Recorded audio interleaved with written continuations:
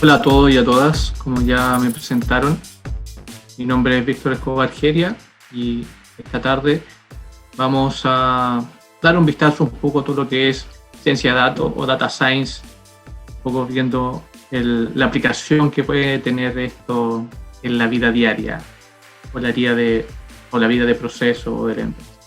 Lo que vamos a ver hoy, vamos a hacer una pequeña introducción con respecto al área de ciencia de datos, para que tengan una claridad sobre lo que es ciencia de datos. Vamos a hablar de datos y macrodatos, siguiendo ciencia de datos, y veremos proyectos que he realizado. Bien, como se dan cuenta de la imagen, ustedes pueden ver la gran cantidad de dispositivos que actualmente estamos conectados. Por un lado, toda la vida de los profesionales, que tenemos correo electrónico, cuanto de datos de finanzas, computador. Por otro lado, tenemos todas las aplicaciones móviles que existen, tenemos todo el cuento mobile, cuento de las redes sociales, un sinfín de actividades que están todas conectadas. Y lo que más hacen esas conexiones es entregar datos. Están almacenados actualmente, la gran mayoría, en la nube, ¿ya? Que son los centros de almacenamiento que existen, ¿ya? Y esta cantidad de datos va creciendo y se va acumulando en las diversas organizaciones. Es importante saber qué hacer con eso. La idea en un principio es visualizar cuál es la importancia de todo esto. Esto ha sido el crecimiento en los últimos 10 años principalmente, con una proyección al año 2025, perdón.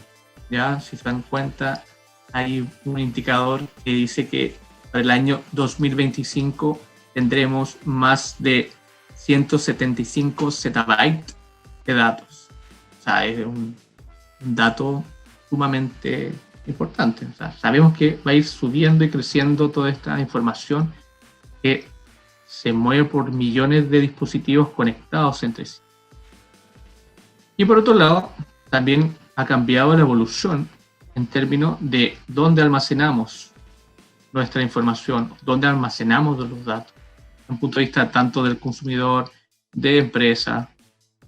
Por lo general, el consumidor comenzó en los años 2000, 2010 a almacenar sus cosas en dispositivos como discos externos, pendrive, etc. Actualmente, la gran mayoría hace un almacenamiento en la nube, ¿ya? Entonces, igual que la empresa. Entonces, va orientado principalmente a eso también, que toda la data, como es tanta información, tiene que existir un lugar que alcance guardar toda esa data disponible. Bien, de un punto de vista, podemos hablar de dos cosas. Por un lado, datos, y lo otro, macrodatos. Actualmente, y desde mucho tiempo, se utiliza este tipo de datos que ven ustedes en pantalla, donde tenemos simplemente una tabla donde identifica diferentes tipos de datos. El estado conyugal, la cantidad de ese estado, un número de hombres en porcentaje y un número de mujeres en porcentaje. Y esos son almacenados en las típicas bases de datos que son estructuradas. ¿Por qué son estructuradas? Porque en cada columna existe un identificador para ellos. Entonces, me permite manejar muy sencillamente esos datos. Yo podría hacer simplemente un Excel, un gráfico para ejemplificar a través de un gráfico torta de barras la cantidad de hombres porcentaje de los diferentes estados conyugales. Por otro lado, si hablamos de macrodatos, tenemos todo esto. Tenemos por un lado todo lo que es redes sociales, Twitter, Facebook, Google, todo lo que es Instagram actualmente, y también tenemos todos los dispositivos que entregan algún tipo de datos a algún sistema. Los mismos celulares actualmente, ustedes lo tienen encendido, están conectados a una red Wi-Fi y eso permite identificar cuál es tu posición actual. Simplemente con que tú te conectes a cualquier Wi-Fi. Y así existen muchos dispositivos, sensores que me permiten determinar la temperatura ambiental, la temperatura del suelo, etc. Y esos son millones de datos que están conectados y me permiten tomar decisiones, predecir ciertas cosas. Por lo tanto, cuando hablamos de macrodatos, que va un poco más allá de la simple tabla que vimos al principio, tiene estas características. Tiene un gran volumen, su tráfico es a alta velocidad, o sea, se va procesando a medida que va saliendo del dispositivo. Es una gran variedad de datos, porque no solamente son datos, sino es texto, tenemos video, imágenes, etc. A partir de eso, tenemos un tipo de procesamiento diferente. La veracidad que tienen estos datos, el valor para la organización o para uno ese valor, la viabilidad y la visualización. Son aspectos y características sumamente importantes cuando uno habla de un macrodato. Si uno define algo así, tiene que tener esas características por lo menos. Por lo tanto, uno como cliente o como persona puede entregar diferentes datos a la red o donde sea. Por ejemplo, redes sociales, historial de contacto y respuesta de los correos electrónicos, información sociodemográfica y transaccional de lo que recibieron y quiénes somos, el punto de vista analítico, podemos definir su potencial y el valor de esos datos, identificar dónde están, cómo interactúan a través de la red, con quién se relacionas, cuál es tu partido político, cuál es tu tendencia sexual, etc. Solamente con hacer un análisis en esta ADN que pueden ser ustedes, simplemente usando las redes sociales, que tanto les gusta. Bien, pero para eso hablamos de datos y lo que busca Data Science es tener conocimiento, o ciencia de datos, digámoslo así, porque con el conocimiento nosotros podemos tomar decisiones, generar proyectos, modelos predictivos, podemos analizar imágenes, identificar cuerpos astronómicos, etc. O sea, el fin de todo esto es, a partir de los datos que tienen alguna estructura, se transforman en información, la información con un contexto determinado y esa información con un análisis específico, donde yo puedo inferir algo. Entonces, ciencia de datos, bueno, di una vuelta por diferentes redes sociales, de universidades, etcétera, y encontré diferentes definiciones. Por ejemplo, la ciencia de datos es la disciplina de hacer que los datos sean útiles. La ciencia de los datos es un paso evolutivo en campos interdisciplinarios como el análisis de negocio, que incorpora la informática, el modelado de la estadística, la analítica, las matemáticas, en un solo proceso. De New York University, el centro de esa universidad, tenemos diferentes definiciones y las cosas más importantes es que debemos tener claro que si estudiamos en el área de ciencia de datos, debemos saber técnicas de programación. También debemos, en algún momento, vamos a ser parte de un grupo interdisciplinario, que no solamente van a haber ingenieros, también puede haber gente de la parte de diseño, electrónico, ingenieros industriales, etcétera, que cumplen esta importancia de matemática, del analítico, la parte estadística es muy importante en los modelos. Entonces son elementos que ustedes tienen que tener a la vista para el cuanto de ciencia de datos. Y así aparece un proceso. Este es el proceso que utiliza mucho en todo lo que es ciencia de datos para cualquier tipo de proyecto. Ordena los datos, pero dentro de este proceso, los tres elementos importantes es modelar alguna problemática en sí. Luego de eso, transformamos toda esa información que llega a través del modelo y podemos visualizar algún comportamiento, alguna situación que puede suceder. Por ejemplo, podemos tomar los datos actualmente del COVID, modelarlos, visualizarlos en alguna tendencia, proyección y comunicarlo, que esa es una parte sumamente importante, porque con lo anterior comprendemos el problema, pero también es importante comunicarlo. Bueno, aquí al lado derecho aparecen otros modelos importantes que son el SEMA XTM, que también tiene una visión muy similar a esto. Este es un modelo de Axel Stigman.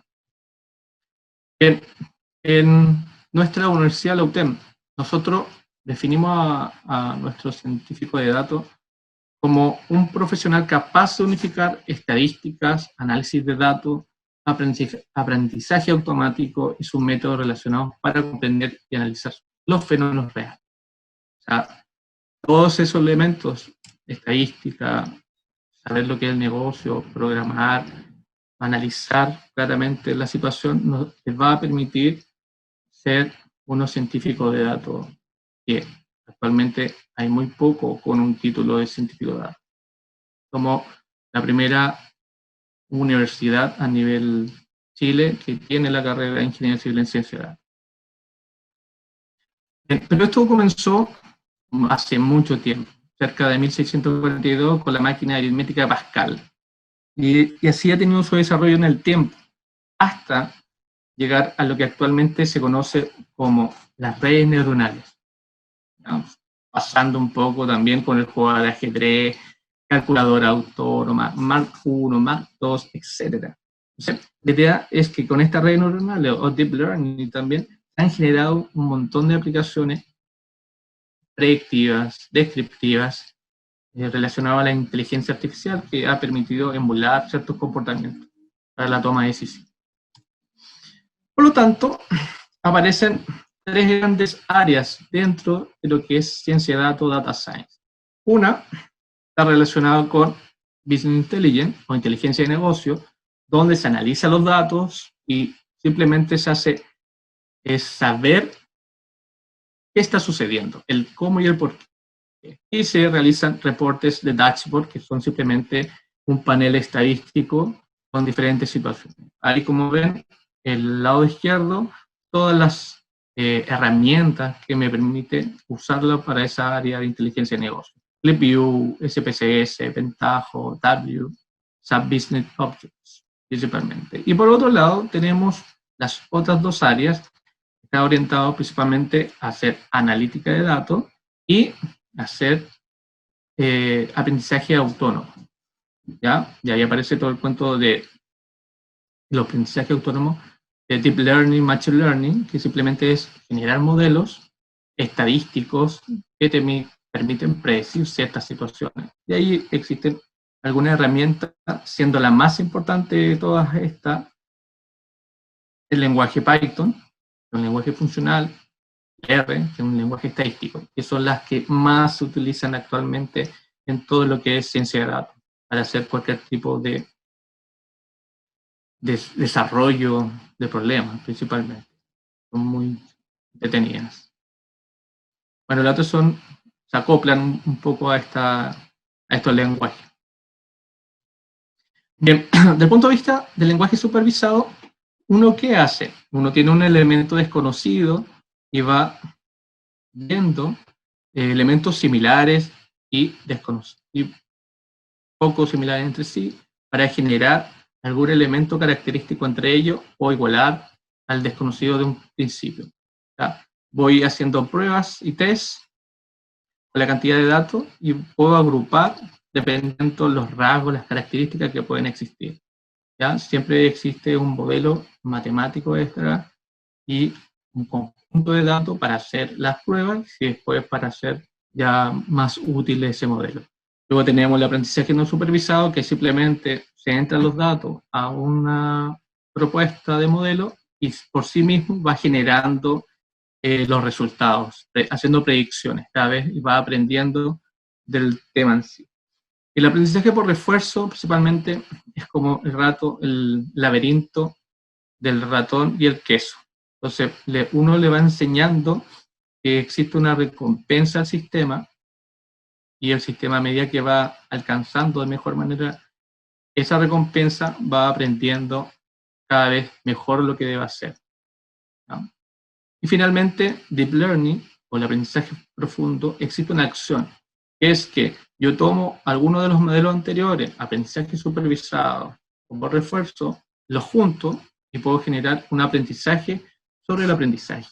Y eso me permite tener esa máquina un poco autovalente, que toma decisiones mucho más precisas como tal. Aquí se utiliza bastante Deep Learning en todo lo que es el análisis astronómico, ¿ya? De las estrellas, de los asteroides, reconocimiento de patrones. Por ejemplo, dentro de las aplicaciones que se utilizan en Data Science, las más conocidas por usted, creo yo, son Netflix. ¿Por qué Netflix? Netflix tiene un sistema que te realiza recomendaciones de tus posibles series o películas que más te gustaría, ¿ya? Antes cuando comenzó, tenía un ranking del 1 al 5 de 5 estrellitas. Ahora optimizó el algoritmo que está detrás simplemente al dedito para arriba, al dedito para abajo. Y eso permitió optimizar un poco más el análisis y las recomendaciones que Netflix hace. Uno muchas veces está viendo una película relacionada a los superhéroes, entonces todas las recomendaciones que pueden existir que hace Netflix está de ese lado, de esa área de superhéroes. O si también te gustan de acción, también Netflix de alguna manera te recomendarás películas que tengan esas características. Esas características tienen un cierto porcentaje, ¿ya? Que te van a gustar en un 80, en un 90%. Por eso se hace esa recomendación. Amazon también, ellos comenzaron en 1996 con su sistema de recomendaciones de libros y actualmente son una gran store donde no solamente venden libros, sino venden películas, juegos, películas de cine, etcétera, un sinfín de cosas y se han alineado con Facebook en su publicidad. Se te van recomendando, si tú compraste el libro, te recomienda el libro de tu gusto, etcétera. O sea, es una aplicación vía web que se llama un sistema de recomendaciones. Por el otro lado, tenemos la aplicación en imágenes. Actualmente se está utilizando bastante para identificar a los individuos que puedan tener algún tipo de característica del COVID, principalmente a la temperatura. No sé si han visto en televisión, en otros países, en España principalmente, o en Japón o en China, en los accesos a los diferentes malls o tiendas, ya hay una cámara que puede estimar cuál es la temperatura corporal que puede tener una persona y también unos cascos propios que te pueden también hacer una vigilancia con respecto a identificar primero una persona y ver si esa temperatura es la más adecuada. La aplicación de imágenes es muy variada, tanto en el deporte como en la seguridad, etc. Es muy entretenido comenzar a trabajar con ese tipo de elementos que te va permitiendo tener ciertos resguardos, tanto de seguridad o optimizar un poco el juego de un equipo. Desde el punto de vista de Google, yo creo que hacen bastante búsqueda. En los años 90, cuando comenzó todo esto, las búsquedas eran un poquito imprecisas. Actualmente, uno está anotando algo en el computador y ya Google te va recomendando, quizás esta es la frase que tú buscas, así uno solamente aprieta el clic y te demoras mucho menos en esa búsqueda. Entonces hay un cuento semántico que ellos llevan trabajando desde el año 2005 con esos temas principalmente. Y obviamente Twitter siempre ha sido un tema político, digámoslo así, donde se habla bastante con respecto a las diferentes situaciones políticas y es un indicador social donde uno puede rescatar información y generar estadísticas para la toma de decisiones, para el plan de contingencia, para una empresa o para un producto en sí. ¿Qué es lo que opinan la gente de un producto? Entonces yo puedo simplemente tirar a Twitter un producto y hacer que hagan comentarios, que lo destruyan, que lo amen, pero voy a tener los sentimientos con respecto a eso. Bien, de la misma forma, el año 2012 hicimos un proyecto con Cristian Pizarro orientado un poco a las métricas de bondad de clasificación de los sentimientos de Twitter que tenía la gente en ese momento. Y pudimos, en ese entonces había algunas situaciones con los bancos principalmente, y podemos lograr que la gente estaba muy molesta con una situación del 18 de septiembre porque los bancos los cajeros no estaban funcionando y había un malestar súper grande por esa situación. Entonces podemos clasificar esa y otras situaciones. Entonces uno genera gráficos y puede ver lo bueno, lo malo y lo neutral lo positivo, verdecito muy poco positivo, ven rojo bastante, y frases neutrales también algo, pero lo que se destaca acá era lo más negativo que podemos ver. Obviamente en ese momento ya se hablaba de las reformas de proyectos. Entonces, uno que hace con eso, ve cómo puede mejorar los bancos, los servicios, puedo tomar decisiones con respecto a dónde tengo que mejorar en mi empresa. Y yo soy el dueño del banco, digámoslo así.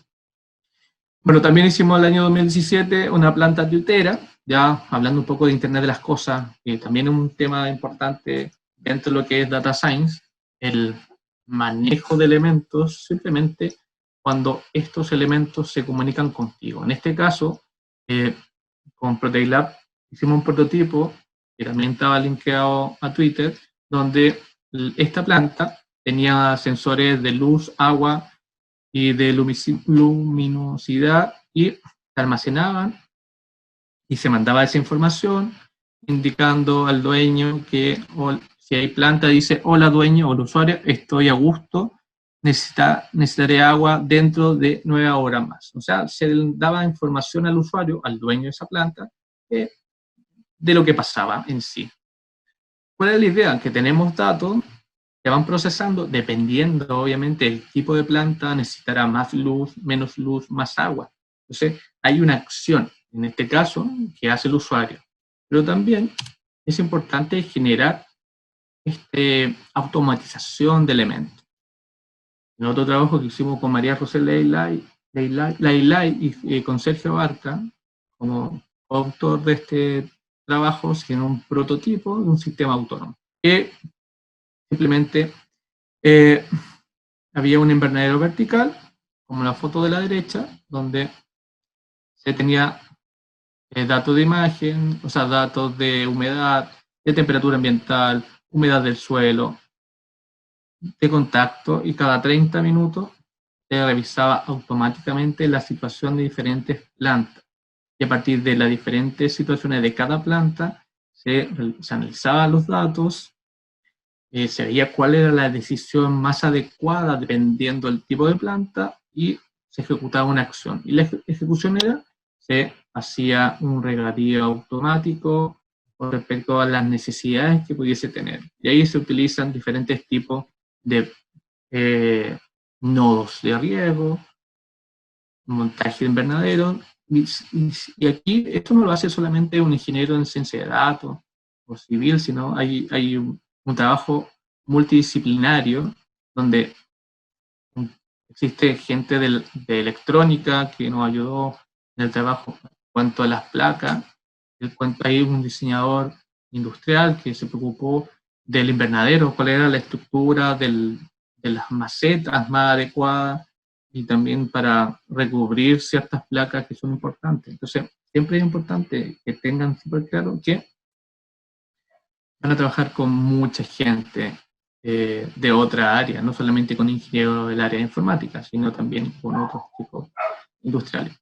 Bueno, y se hizo también en el proyecto un poco de Machine Learning, bueno, pensando un poco en estos aspectos de temperatura, de contacto, humedad del suelo, etcétera, para procesarlos y así de esa manera generar un dashboard, que simplemente es un panel que nos iba indicando en qué momento era necesario preocuparnos más del invernadero y en qué momento se está preocupando menos del invernadero, desde el punto de vista automático. Ya solamente uno hace un seguimiento a través de esta pantalla que está aquí abajo a la izquierda, donde puedo visualizar estadísticamente qué pasa con mis plantas que tengo en el invernadero.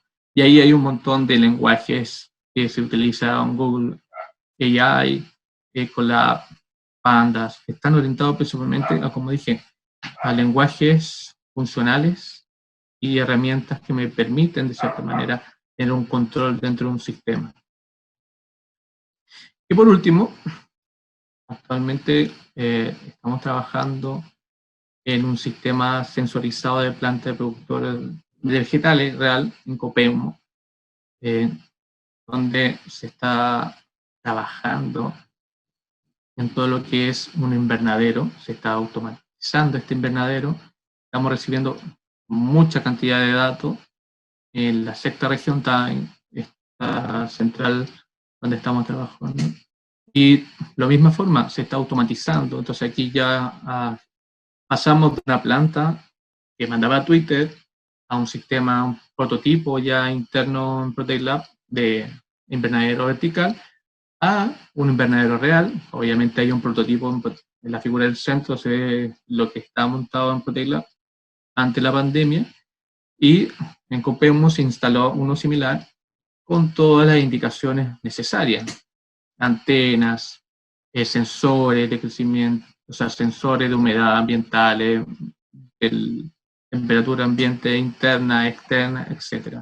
Todos esos datos procesados en un sistema que te permite automatizar, sacar agua de un foso, y esa agua es entregada a las plantas en los momentos que corresponden. ¿Ya? Entonces ahí tenemos cómo almacenamos por la izquierda en un dispositivo, qué herramientas de conectividad nivel de un kit completo orientado al desarrollo, y cómo era la interacción con el usuario. Acá abajo, Profe, ¿ya? profe, Dime. disculpe que lo moleste, pero ya nos quedan 5 minutitos para poder Vale, sí, finalizar. estoy terminando. Ya. Gracias. Y si se dan cuenta, dentro de este diagrama de apoyo al usuario que está abajo a la derecha, tenemos por un lado la ventilación, que se automatizó, y los aspersores de regadío. Esos son como las acciones. Obviamente tenemos las reglas, el lambda, simplemente una base de datos, un actuador, y también la mensajería, en caso que se requieran tener algún tipo de emergencia dentro de estos invernaderos. Se da cuenta, siempre es un proceso que comienza de algo pequeño para llegar a un proyecto un poco más contundente. Y lo último, nuestro prototipo chatbot que estuvimos trabajando principalmente con Orellana. Simplemente es lo que actualmente están trabajando muchas empresas, de automatizar la atención de los clientes de los bancos, de la salud, y en vez de comunicarte con una persona, te comunicas con un agente virtual o un agente inteligente, digamos así, y te responde las preguntas. Actualmente muchos chatbots están orientados al retail, Falabella, Replay, París tienen su chatbot que te tratan de ayudar en la compra y otras cosas, ¿no? Eso se está viendo bastante. Y chicos, ahí hicimos 100 pruebas por 4 y los resultados fueron bastante interesantes. Bueno, finalmente indicar que estamos trabajando siempre en diferentes proyectos dentro del departamento con los estudiantes de las carreras de informática. Actualmente los chicos de Ingeniería Civil en Ciencia de Datos llegan su primer año. Ya el próximo comienzan a ver lenguajes de mayor importancia para su desarrollo, ¿no? Claramente las matemáticas son un factor importante dentro de esto, y sobre todo por el cuento de los modelos que uno puede generar. Gracias, y gracias por la atención a todos.